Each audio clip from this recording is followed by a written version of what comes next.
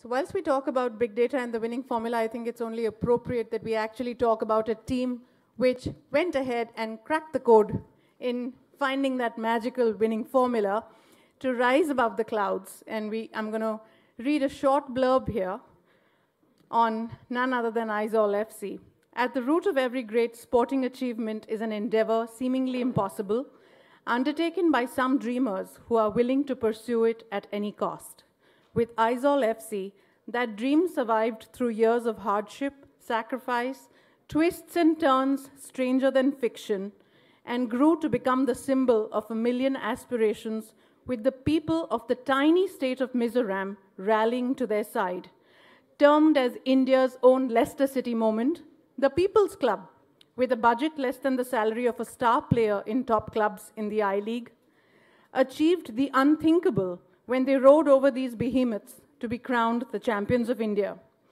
Follow this incredible true story of India's unlikeliest victors from the very roots that gave birth to the club, their battle for existence during an era where the ecosystem favors the more fortunate than the talented, to a fairy tale culmination of its epic journey in nationwide glory.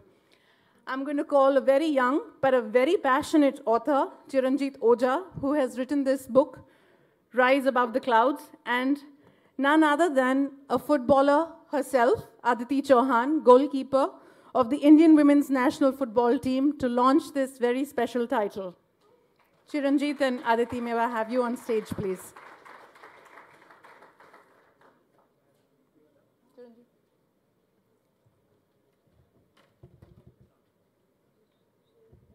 Yes, please. Center of stage.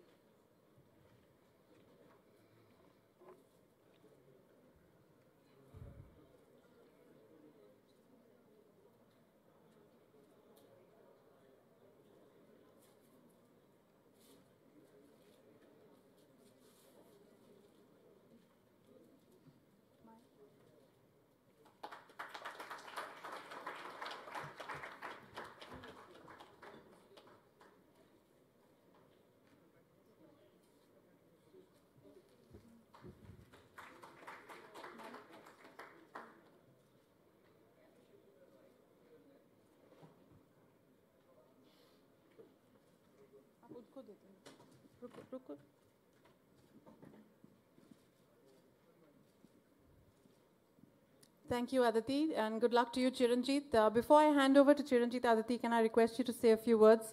You did manage to leaf through the book, and your thoughts as a footballer and, of course, on this historic win. Thank you for inviting me, first of all. I've just been presented with this book, so I've not had a chance to actually read through the book. But it's really exciting to see a young author write a book on football and about Aizawl FC, which has been the like you read Leicester City, what Leicester City did in EPL. They've done it in Indian football, which is very exciting. And I've been sitting here throughout the discussion, and we've spoken about the talent in the rural areas, and especially the abundant talent in the Northeast, and how they could use that sort of, without the technology and big data and everything that we've been discussing, without that they could use the players and just the talent and their passion to achieve something like this. And it's incredible, and I'm looking forward to reading this. Thank you so much. Chiranjit, on that note, I'd really like to just hear it from you. You were there to witness the historic moment, and your thoughts on the book that you've come out with. So quickly, without wasting any time, so we've had a national league in this country for just over 2 decades, yeah, and we've had 10 champions. And, with I-League, you get a motley crew of clubs, different cultures, different sporting heritages represented over there. 10 champions over the years. I've seen it all, laughed and cried, depending on where Mohan Bagan finished on the points table. But few things I have never seen before when Aizawl FC won the I-League this season. One, I never seen a club with 2.5 crore as a budget take on teams which had like 6-7 times that budget and dominate them, like not just beat them, dominate them. Second, I had never seen on a match day about 2,000-3,000 churches holding special prayer sessions over an entire state to wish for the success of that club. Three, I had never seen, I've been through some very harsh conditions as a fan. We are used to jumping fences and climbing trees to watch matches because, if you get in without a ticket, it's a credit to you. But I had never seen people literally braving storm clouds and rainy conditions to climb a hillock, with completely slippery slopes at personal risk to watch a match. And I had never seen a champion club, and I'm not talking about just Indian football, anywhere in the world. I have never seen a champion club, after becoming a champion of a country, next day think about fighting relegation. So I'll tell you a story. A friend of mine called me up the day after they won the I-League, and he's telling me, we're doing a rally in front of One Upper Hall.